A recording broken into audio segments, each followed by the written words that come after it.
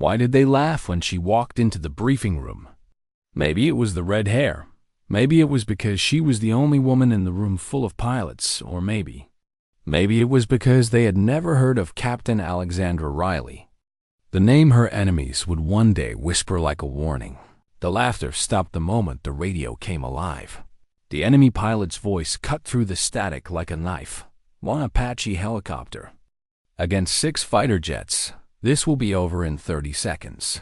And then, before anyone could breathe, before anyone could believe what they were hearing, they heard her laugh. It wasn't the kind of laugh you hear in a bar or at the end of a joke.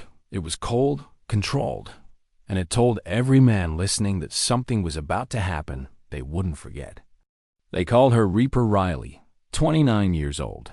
Green eyes sharp enough to make a man feel weighed and measured. 3,000 hours of combat flight time in the most dangerous skies on Earth. And yet, outside her unit, she was just another Apache pilot. Or so people thought. The truth. She was a predator. A tactician who had taken the H-64 Apache and bent it into something the manual didn't even try to imagine. That skill didn't come from a standard Army syllabus. It came from her father, Colonel James Ghost Riley. A man who could turn a helicopter into a weapon no one saw coming. 7 years before, Iraq had taken him from her, but not before he left her with something the military couldn't teach. How to win in the air when everyone says you can't.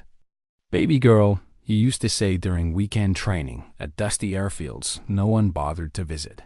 Everyone thinks helicopters are sitting ducks against fixed-wing fighters. That's their weakness. They expect you to run. They expect you to hide. But the first time a helicopter turns around and fights back, that's when the world changes, and he meant it. He didn't just teach her how to fly. He taught her to think in 3 dimensions, to use speed like a weapon, altitude like a shield, and timing like a blade. They'd sit together over worn maps and grainy combat footage, pointing out where pilots made mistakes. When they expect you low, go high. When they expect you slow, go fast. And when they think you're scared, laugh. Other kids went to malls. Alex flew simulated gun runs over dry riverbeds. Learned terrain masking until it was muscle memory. Studied fighter aircraft like they were predators she would one day have to hunt. She memorized missile envelopes, evasive patterns, even the little human habits fighter pilots didn't know they gave away. Most of all, she learned a truth the Air Force never wanted to admit. When a fighter pilot meets something unexpected, his training can become a prison by the time she left West Point with honors in aerospace engineering. Alex was already flying like no one else. Instructors noticed her test scores, off the charts in threat recognition, tactical problem solving, and weapons employment. They didn't understand why she studied fighter tactics in a helicopter program, but Alex did.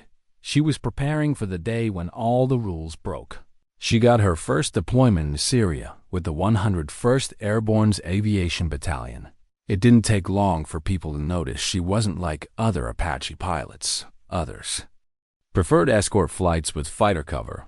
She preferred the dangerous missions, alone, over contested ground, where you didn't get second chances. In her first month, she took out an entire armored column, ambushing a Marine patrol, and bagged 2 enemy helicopters while she was at it.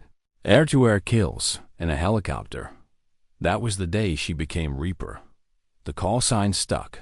Some said she was reckless. Others, they recognized something rarer. An innovator rewriting aerial warfare in real time. And then came the mission that would define her life. It started simple. Routine close air support for a Special Forces recon team near the Syrian-Turkish border. Alex circled high, the sun low enough to throw shadows long across the valley.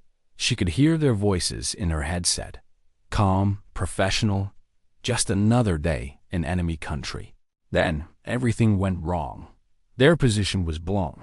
A local informant had sold them out. Enemy forces began closing in 10-to-1 odds, and they weren't coming with small arms, and above them. Trouble. Command's voice hit her headset like a slap. Reaper, multiple enemy fighters inbound. 6 aircraft RTB immediately for your own safety. She glanced at her display. Saw the recon team's icon pinned against red enemy markers. Saw the fast-moving radar signatures climbing toward them. The nearest friendly fighters? 20 minutes away. The team on the ground? They didn't have 10. Negative, Overlord, she said without hesitation. I have Americans in contact. I'm not abandoning them. Reaper, you're an attack helicopter. The voice came back. You cannot engage enemy fighters. That's suicide. She checked her weapons loadout. 16 Hellfires, 1,200 rounds of 30 millimeters, and 4 Stingers most Apache pilots carried but almost never used. She wasn't most pilots, Overlord, she said, voice level. Let me worry about the fighters. Keep those soldiers alive until I clear the airspace. She could hear the ground team's situation worsening. Ammo low. 2 wounded. Enemy fire tightening like a noose. Then she saw them. 6 dots.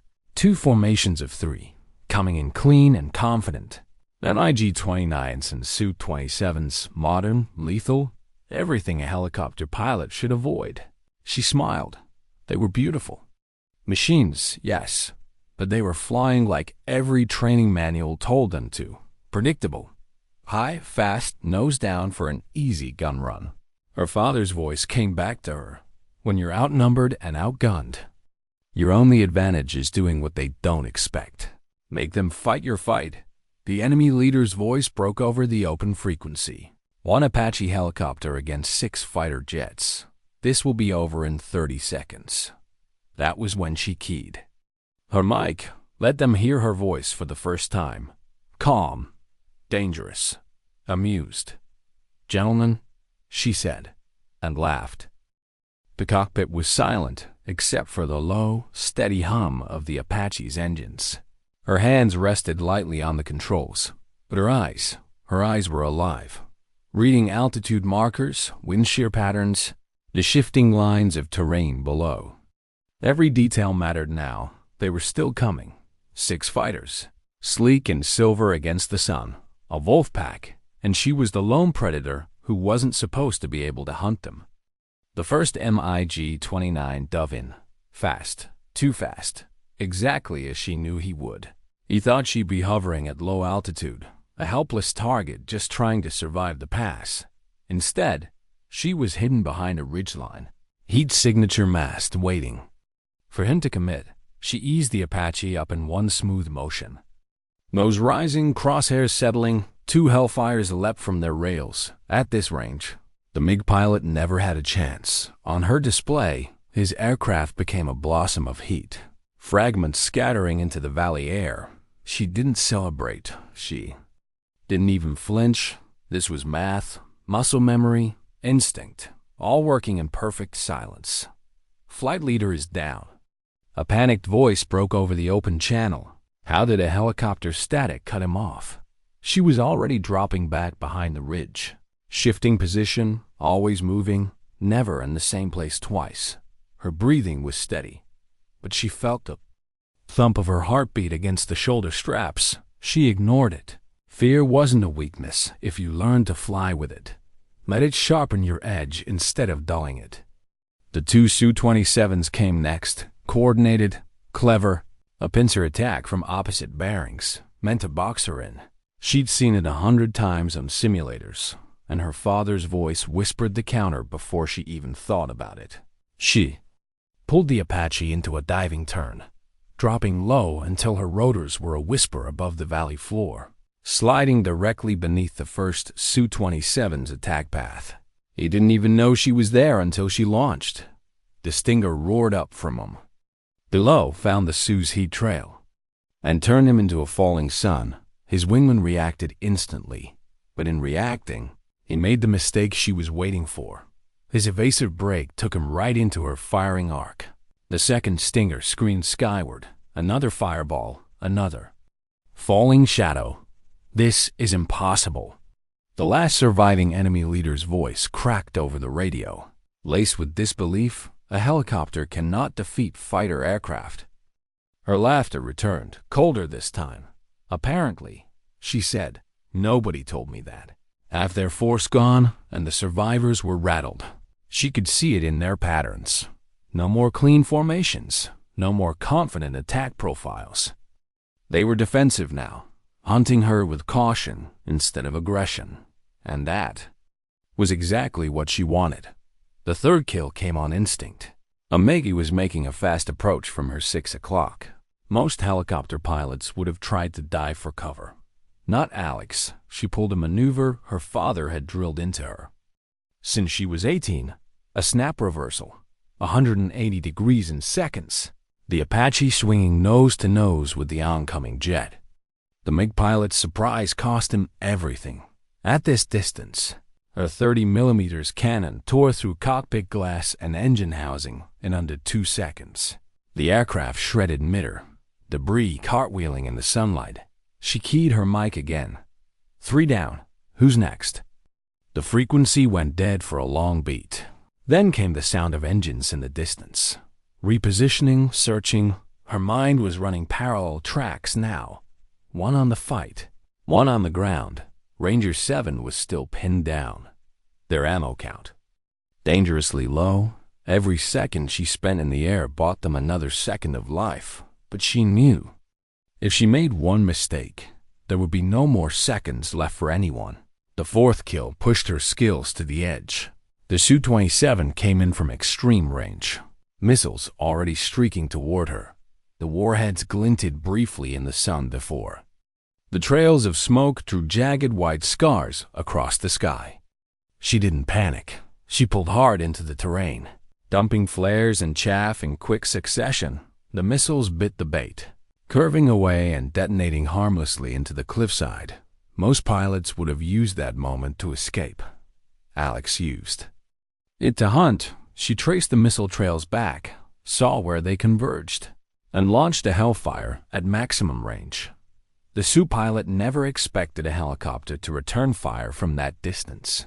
He didn't even try to evade impact, heat, wreckage. Spinning into the earth, her voice over the open channel was almost bored. Last chance. You can run. Or you can join your friends. The final Meg didn't hesitate.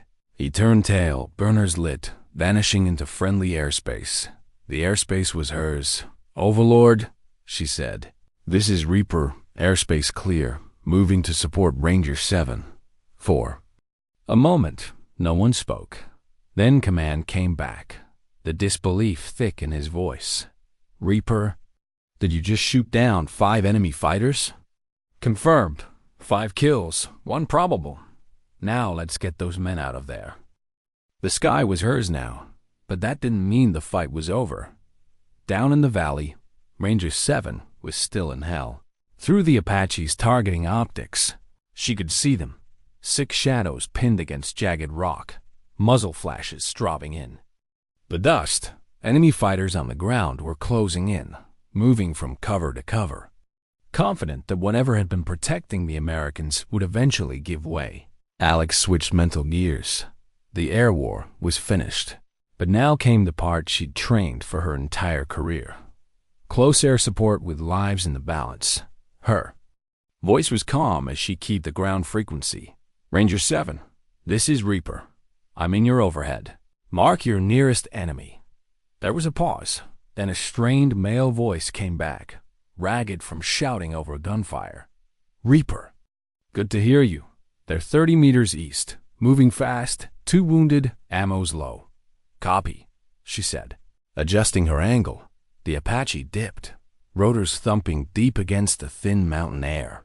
Her left hand danced over the targeting controls.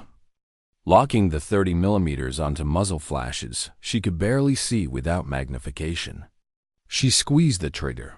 A line of fire stitched the ridge, turning rock and soil into an erupting storm. Enemy silhouettes dropped instantly. Shift north, she called to the team. I'll keep the east side clear. The helicopter circled. Low, the thud of her cannon echoing between cliff walls like a drumbeat of survival. She wasn't just hitting targets. She was shaping the battlefield, forcing the enemy to keep their heads down while the Americans moved. Through her scope, she caught sight of one of the wounded being dragged by a teammate, his leg trailing dark against the pale rock. The sight pulled something tight in her chest. She had seen too many soldiers left behind in her career. Not today. Reaper. The ground leader's voice came again. They're flanking west. She swung the Apache into a tight banking turn, using the valley wall to mask her approach before popping up and unleashing a pair of rockets into the advancing line.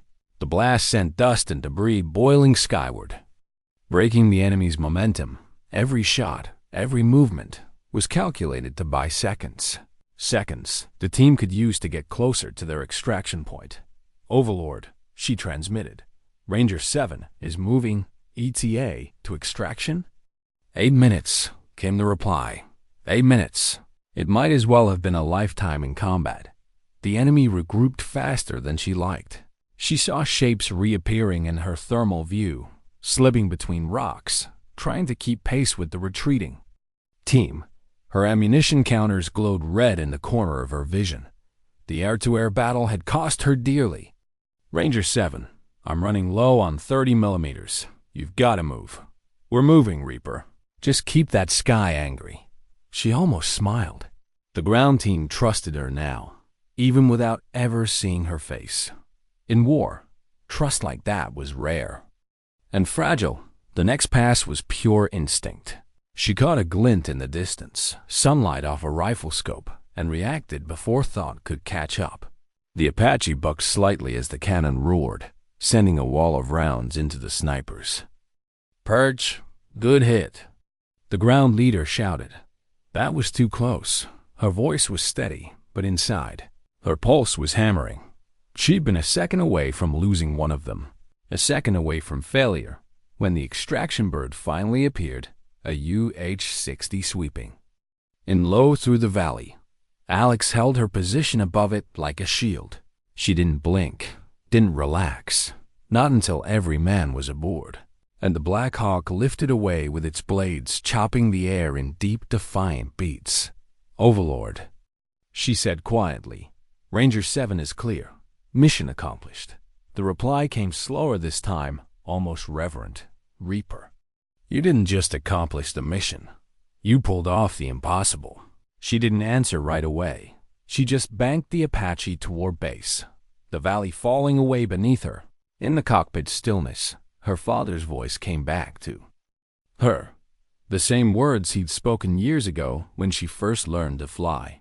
If you can walk away from the fight, knowing you did everything you could, that's victory enough. The mountains faded behind her as the Apache's nose tilted toward base. The air was calmer here, the sunlight softer, but the war still clung to her skin.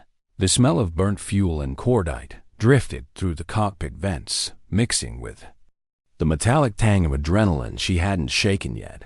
Her hands stayed light on the controls, but she felt the tremor in her forearms.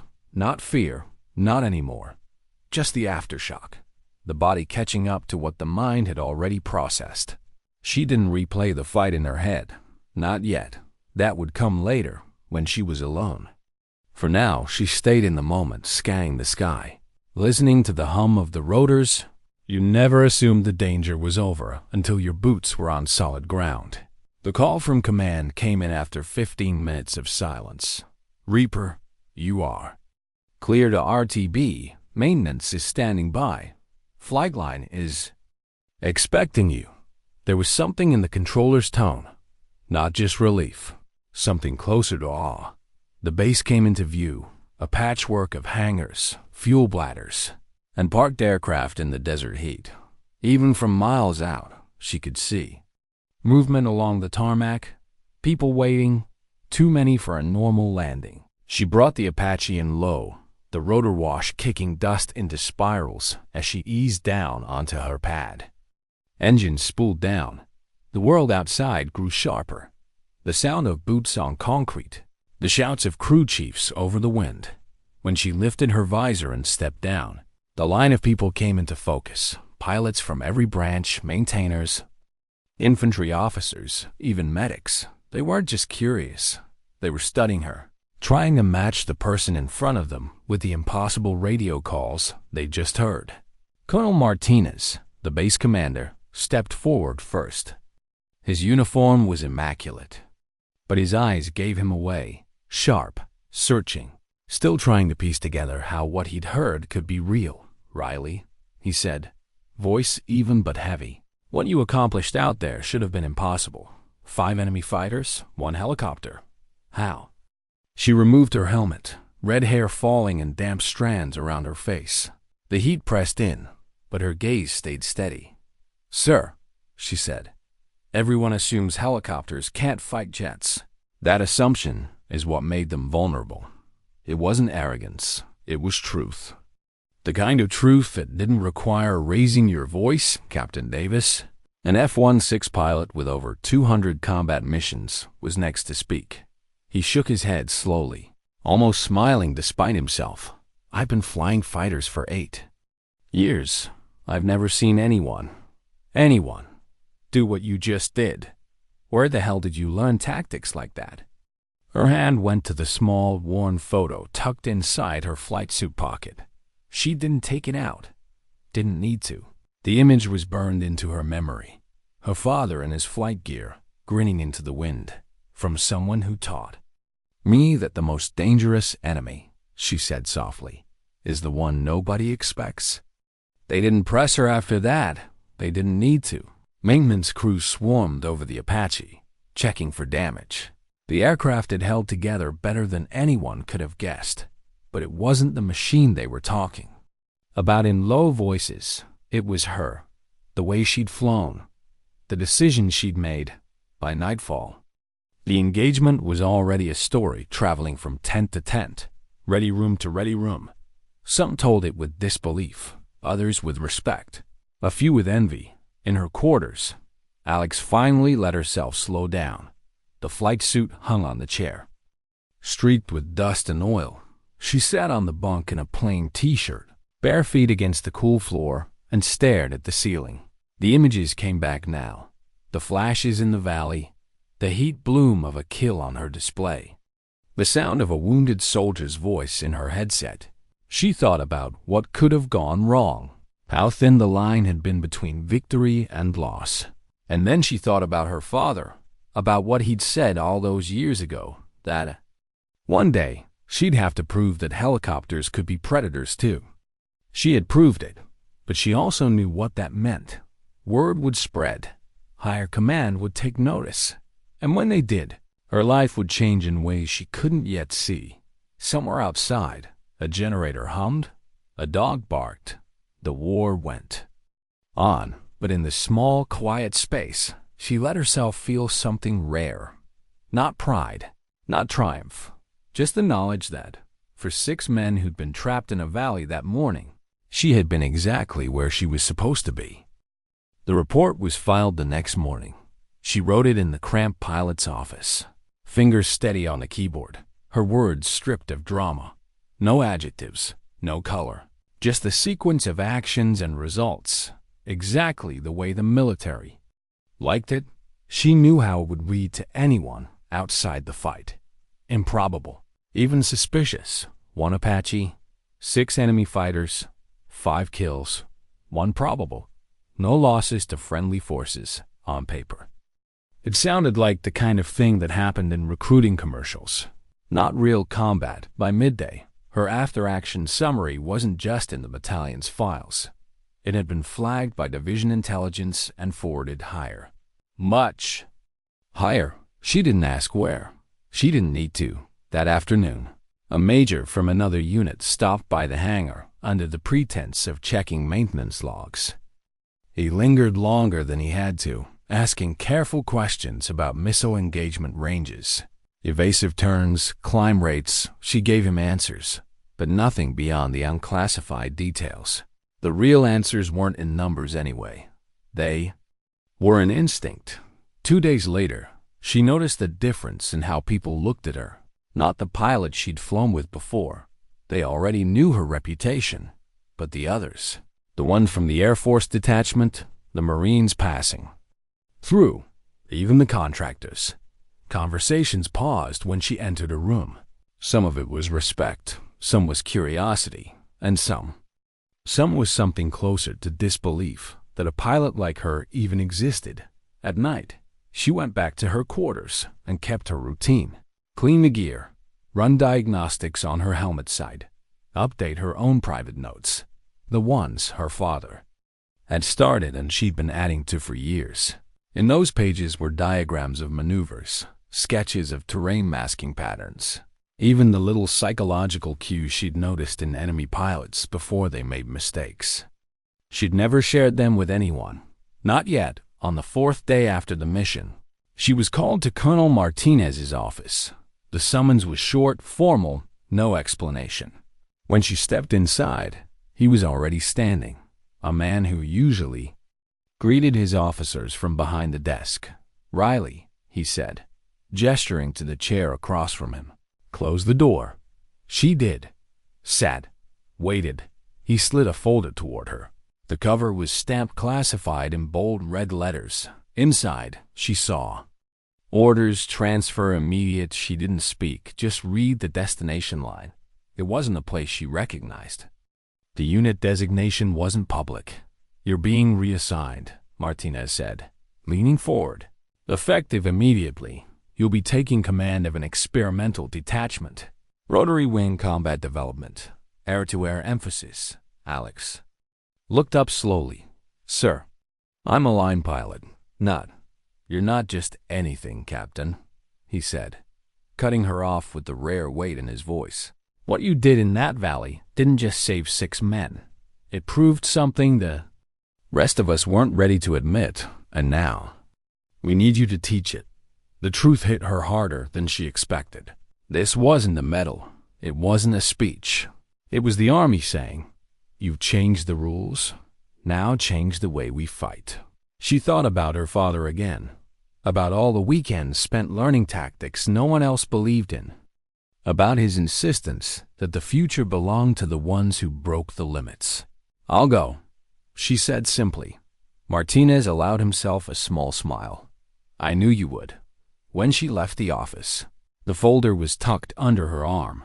The orders were already in motion. She'd be gone in less than 48 hours. That night, she stood at the edge of the flight line. The Apache she'd flown into legend silhouetted against the moonlight. She ran her hand along the skin of the fuselage, feeling the rivets beneath her fingers. The machine had been her weapon, her shield, her partner in the fight. Soon, she'd be flying something else, something newer, and the pilots under her command. They wouldn't just be learning to fly. They'd be learning to think like predators in the quiet. She murmured to the night, maybe to the Apache, maybe to her. "Father, they'll never see it coming." The transport flight to her new post took her over country she'd flown before, ridges and valleys that looked quiet from altitude. But Alex knew better. Every shadow could hide an ambush. Every clearing could be the mouth of a trap. Her new unit wasn't in any official roster. The base didn't have a name she could say over unsecured comms from the air. It was little more than a cluster of hangars at the edge of a dry plateau, bordered by desert scrub on one side and steep canyon on the other. Remote, contained, perfect for the kind of work the Army didn't advertise. She stepped off the ramp into sunlight that felt heavier than it should, the heat radiating up from the tarmac in visible shimmers. The hangar doors were open inside. She saw silhouettes, helicopters she didn't recognize immediately. Sleeker lines, modified sensor masts, hardpoints she'd never seen on an Apache frame before. A man in a flight suit approached. Lieutenant Colonel Hayes, short hair, long stride, the posture of someone used to command. But his first words told her everything she needed to know about her new role. "Captain Riley," he said, "welcome to the school no one will ever admit exists. These are the best rotary wing pilots in the service. They think they know how to fight. Your job is to show them they're wrong." No salute, no small talk, just that. Her first briefing with the pilots was in a windowless room lit by a single projector beam. 12 men and women sat at the long table, Combat vets all, judging by the posture and the sunburn lines. She knew the look in their eyes, cautious respect mixed with the silent challenge of people who had already survived the worst the job could throw at them. She opened with a question. How many of you have trained for air-to-air engagements? Hands went up. A few. How many of you think you can take on a modern fighter and win? This time, only one hand, hesitant. That's the problem, she said, letting the pause stretch. The moment you believe it's impossible, it is. She brought up footage, not of her own engagement, but of simulated scenarios she'd been running for years. A helicopter popping from behind a ridge to catch a fighter mid-pass. A tight reversal that turned a tail chase into a head-on kill. The reactions around the table ranged from disbelief to slow, grudging interest. This isn't about flying harder, she told them. It's about thinking like they do, and then doing what they'd never expect. The next weeks blurred into a rhythm of classroom tactics, simulator runs, and live drills over the canyon. She pushed them hard, harder than they were used to. She had them flying at altitudes the manual discouraged, cutting angles so tight the rotor tips blurred into solid discs, firing on the move from positions they swore were impossible. They cursed her at first. Then they started hitting shots they'd never imagined. One pilot, a former gunship instructor named Vega, shook his head after nailing a simulated fighter. At near point-blank range, I thought you were insane, he said. Now I think I'm just starting to get it. That was when she knew it was working. At night, she stayed in her small quarters on the far edge of the compound, the hum of distant generators the only sound. She wrote in the same notebook she'd carried since flight school, expanding diagrams, noting student mistakes, refining maneuvers. If anyone ever read it outside this program, they might think it was theory. She knew it was survival. One evening, Hayes found her still in the simulator bay long after the day's training had ended. You ever stop? He asked, leaning in the doorway. She didn't look up from the controls. The enemy won't. He gave a faint smile at that. Command wants a progress report. What should I tell them? Tell them, she said, powering down the simulator, that in a few months, you'll have a dozen pilots who can make a fighter pilot sweat. She left the lights off as she walked out, the hangar settling into darkness behind her. Somewhere out there, the next fight was waiting. She intended to make sure it was on her terms. It happened sooner than she expected. 3 months into the program, a distress call came from a forward operating base less than 50 miles from their training sector.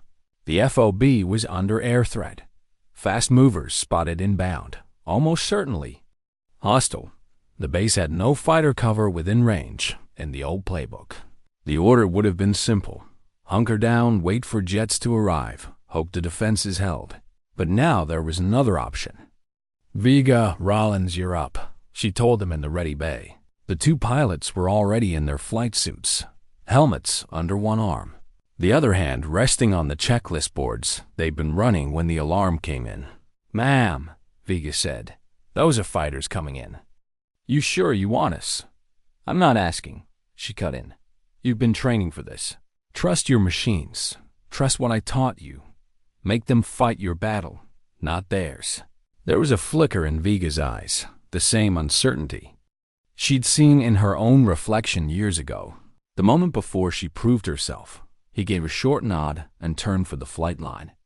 Alex watched their birds lift off into the pale afternoon haze, the twin rotor discs carving the sky. She didn't follow. This wasn't her fight. That was the point. The comms room was hot and cramped, the air thick with the smell of overheated electronics. She stood with a headset clamped to one ear, listening to the tactical med as the AWACS feed came through in bursts of static. 2 bogies, closing fast, bearing 290. Vega's voice came back over the net. Steady, clipped. Vega copies, Rollins flank wide, mask behind the ridge, wait. For my mark, Alex closed her eyes briefly. That was exactly the setup she drilled into them. Split threat perception. Bait with one aircraft while the other climbs for a pop-up shot. Risky, but devastating if timed right. Bogies now visual. 2 MiG-29s. Low altitude. Fast. Rollins mark. The Cums exploded in quick succession. 2 missile locks. Countermeasures. A roar of engine noise bleeding through the open mics. Alex could hear the strain in their breathing. The shift from training calm to combat edge. Then Viga's voice again. 1 splash. 2nd bogey breaking hard east, Rollins. Cut him off. She gripped the edge of the console as seconds stretched. The AWACS operator's voice finally broke the tension. 2nd splash confirmed, both bandits down. The room went still. Then the tech at the radar console leaned back, shaking. His head, 2 helicopters. Just bagged 2 fighters. Alex didn't smile. She just keyed the mic. Viga, Rollins, RTB, good work. When their birds touched down, the entire hangar crew was waiting, same as they'd been for her months ago. Viga climbed out, helmet under his arm. Grin wide now that the pressure was gone. You were right, he told her simply. She gave him a slow nod. No, you were. That night, she stayed late in her quarters, jotting new notes into the battered notebook. The doctrine was no longer just hers. It was theirs. It had left her hands and taken root in others. And that, she realized, was the real victory. The Army could give medals or not. Write her name into manuals or bury her work under classification. It didn't matter. Somewhere out there now, the next enemy pilot would look down from a fighter cockpit and think they had an easy target. And someone she had trained would laugh before they fired. The program grew in silence. No press releases, no formal recognition. Most of what they accomplished would never be written in open reports. And that was fine. Alex had long ago stopped measuring her worth by who knew her name. She saw the change in her pilots every time they came back from a run. The shift in posture, the quiet confidence that came from doing something they'd been told was impossible. The kind of confidence that didn't need to be announced. Months passed. The world outside kept moving. Conflicts rose and fell. Pilots rotated in, trained, rotated out, carrying her methods into places she would never see. One evening, after the last sortie returned and the hangar doors rolled closed, she found herself alone in the simulator bay. She powered up a scenario she hadn't run in years, one Apache. 6 fighters, the same odds she'd faced in the valley. She flew it the way her father had taught her. Every pop-up, every reversal, every shot placed not just for effect but to shape the enemy's mind. The simulation ended in silence, the sky clear. She removed the helmet, set it on the console, and for a moment just sat there. Her father's voice came back as clear as the day he'd said it. The most dangerous enemy is the one nobody expects. She'd spent her career becoming that enemy. Now she was making sure there would always be others like her. The next morning, she walked the line of parked aircraft before the day's training began. Each bird was different. Some older Apaches, some heavily modified prototypes, but they all bore the same quiet readiness. She paused at Viga's, running her hand over the smooth skin of the fuselage. Make them fight your fight, she said softly, almost to herself. A young pilot from the latest class, barely past her first combat tour, overheard and looked over. Ma'am? Alex met her eyes. When they think they know you, she said. That's when you change the rules. The pilot nodded, the words sinking in like a seed finding soil. By nightfall, Alex was in her quarters, the battered notebook open on the desk. She added one final line at the bottom of a page, already crowded with diagrams and notes.